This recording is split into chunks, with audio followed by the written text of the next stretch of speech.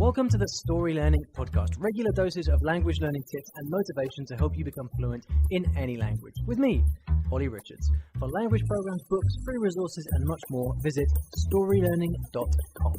Good morning, everybody. Welcome back to the I Will Teach You a Language podcast. It is great to be back here with you from London, looking pretty much as dull and grey and cold and wet as it ever has. I think I recorded a couple of episodes last summer where I was sort of sitting here on the second floor where I am, which is 2 stories up for my American friends. Second floor, so not up, up 2 flights of stairs. I've got a nice view over North London, and I remember recording an episode back in the summer where it was a beautiful day and I was just happy to be alive. Today is the exact opposite of that in every single sense. And yet here I am recording a podcast for you because I like it that much. Anyway, let's crack on. Okay, now today we have a second-time questioner, which is always nice. So, here he is. Hi Ollie, it's Ines from Scotland. I previously asked you a question about German, specifically FSI. I have continued to try and learn German over these past few years since I asked the question, and I'm not as far on as I'd want to be because my learning has been quite sporadic, partly due to having other professional exams to deal with, and the general highs and lows of life. I could make all sorts of excuses.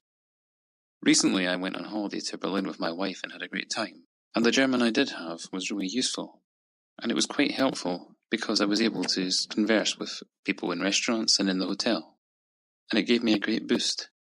My question to you is, have you ever had these kind of experiences where you use your language on holiday and then come back feeling quite enriched and motivated?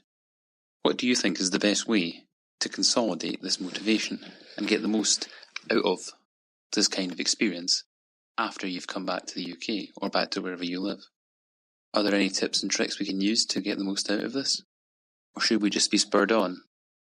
Any advice you have would be fantastic. And keep up the great work in this wonderful podcast. Thank you. Ines, it is wonderful to have you back. Thank you very much for your question. And I looked this up actually, and your question was indeed about FSI, which for those of you who don't know is an old, it stands for the Foreign Service Institute, and it's a course that was developed by the US military back in the 50s or 60s, and it's all up for free. They put them all up for free on the internet, but it's a pretty outdated methodology. Some people really love it.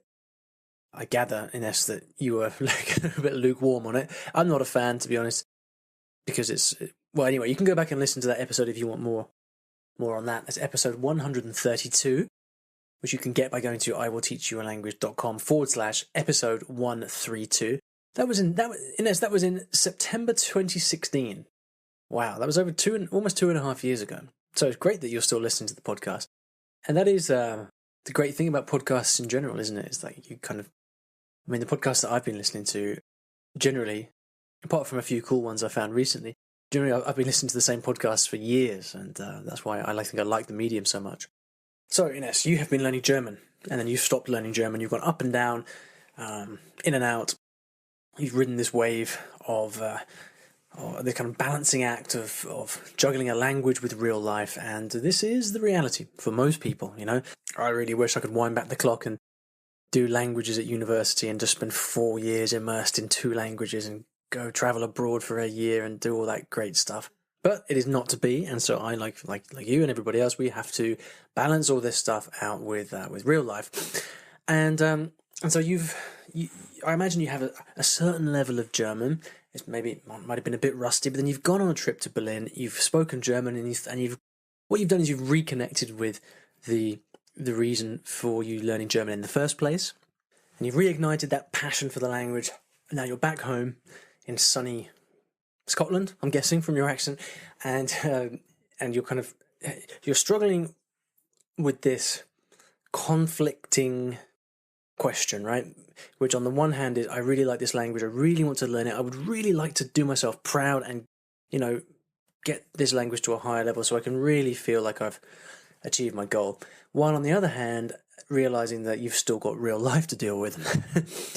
And life rarely gets quieter, does it? It always gets busier. And I think this really is the main point here, which is that objectively speaking, nothing has changed. If you have struggled in the past to fit your language study in, then you're going to struggle again now for exactly the same reasons. And, the fact that you are currently feeling pretty enthusiastic about it doesn't change the logistics. And the reality is that over time, that is likely to, your enthusiasm is likely to start to wane a little bit again, and you'll be back where you started. Now, I've been in the situation a number of times, and I can tell you about that. I'll give you a few examples in a second, but I think big, brave, bold decisions are required, because tinkering around the edges, as with most things in life, rarely works. If you really want to lose weight, or you really want to learn a new skill, you've got to, or you want to, save for your retirement or whatever, you've got to take radical action. And at the end of the day, it comes down to priorities, because there are other things that you've got in life, and so you really do have to make that decision. Now, a few examples from my past. I learned Arabic when I was in Egypt, and I was fairly conversational.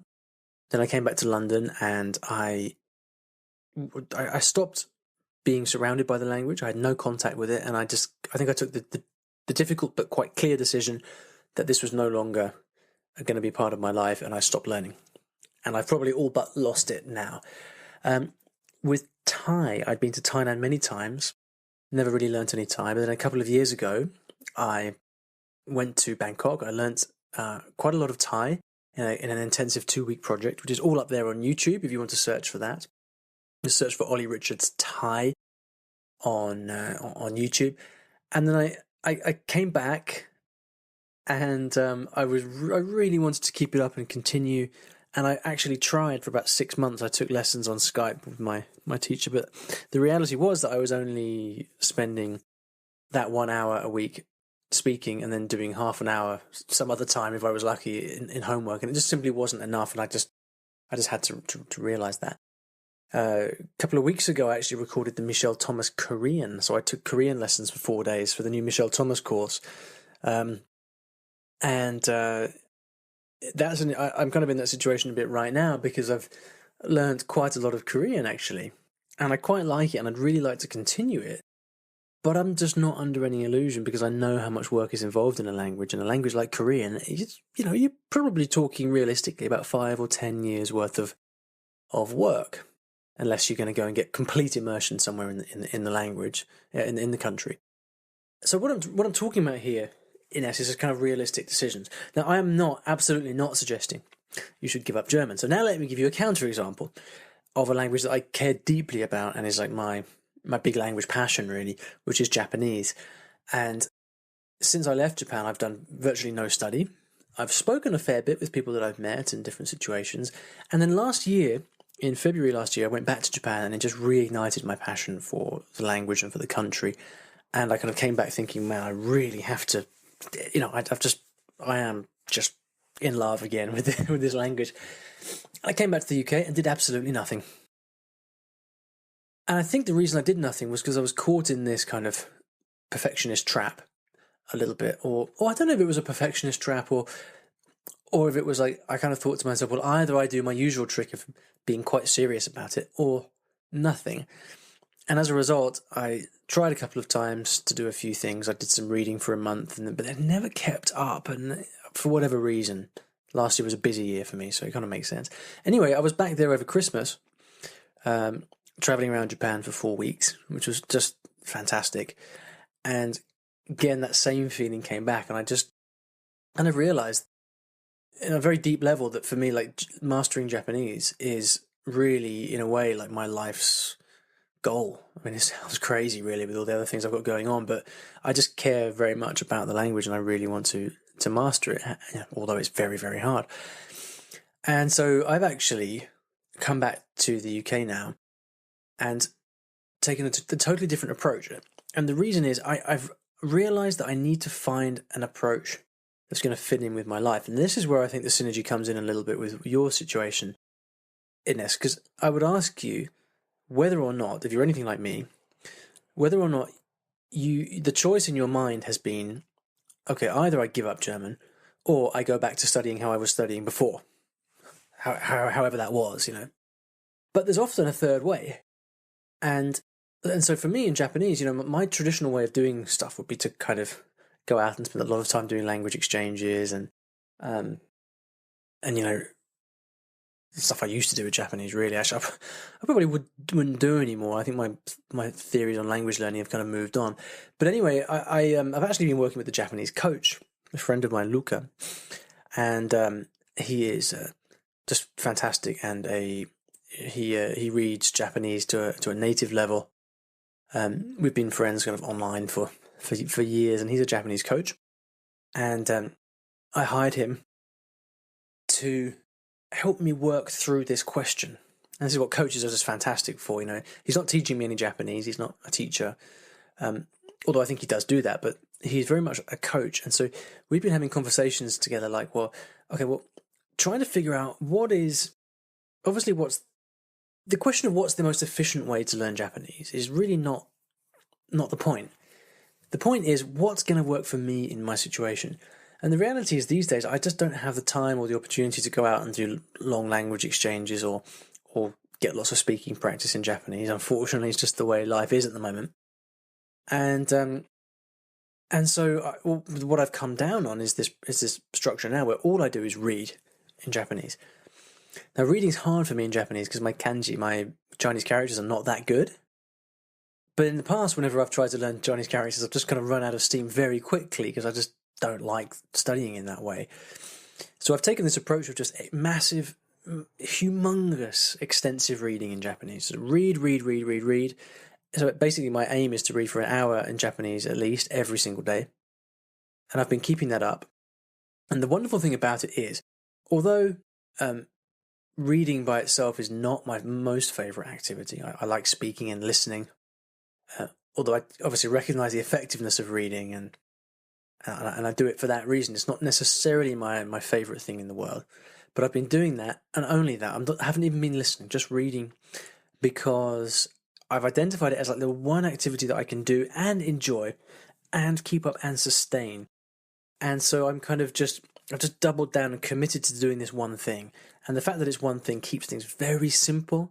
It reduces the chance for the risk of overwhelm or of kind of getting too distracted. And so all I'm doing is saying to myself, right, you've got to do that 1 hour of Japanese every night, minimum of 30 minutes. Even if I get home and I'm completely shattered, I just do 30 minutes of reading. Now that's okay for me because my level is, it's upper intermediate level, so I can cope with it. For other people, it's going to be something different. But I guess the point that I'm trying to get across is that I've completely turned my back on the way that I used to study Japanese, and which I could call the ideal, or my first choice, and instead looked for something that is going to be more practical, that I'm more likely to keep up, that's feasible with my schedule and with everything else that's going on. And something that I think is going to do justice to my passion and ambitions for the language. Now, it remains to be seen how long I keep it up. All I can say at the moment is that I've been doing it for over a month now, and it's just brilliant. I've been learning loads. I can highly recommend hiring a coach. Really, because, having a coach, I'd sooner choose a coach over a teacher any day of the week, simply because learning anything, whether it's a language or whatever, it has to come ultimately from yourself and from within. And if you can master that, then you can master anything. As I always say, most language problems are not that difficult. They're all solvable. But you can't solve anything unless you've kind of got your own inner psychology worked out. So yeah, I think now that you're back and you've still got that spark in it, I would certainly recommend maybe thinking about hiring a coach, a language coach, if that is, if you're really determined to keep up with the German. But otherwise, it comes down to really rethinking your approach and maybe trying to be conscious of certain biases that you have, ways of studying that you tend towards, and thinking, okay, well, what else could I be doing? For example, if the easiest thing for me to do, like Olly, is just to read in German. So you kind of go out and look for lots of interesting material and then just sit and read in German, however difficult, put the dictionary away, just read and read and read, and just try doing that for 6 months and see what happens. But you want to be doing something every day. You want to be doing something that you enjoy, and you've got to commit. And I don't want to gloss over it. Without that commitment, it's difficult to get very far. But anyway, I hope that was helpful.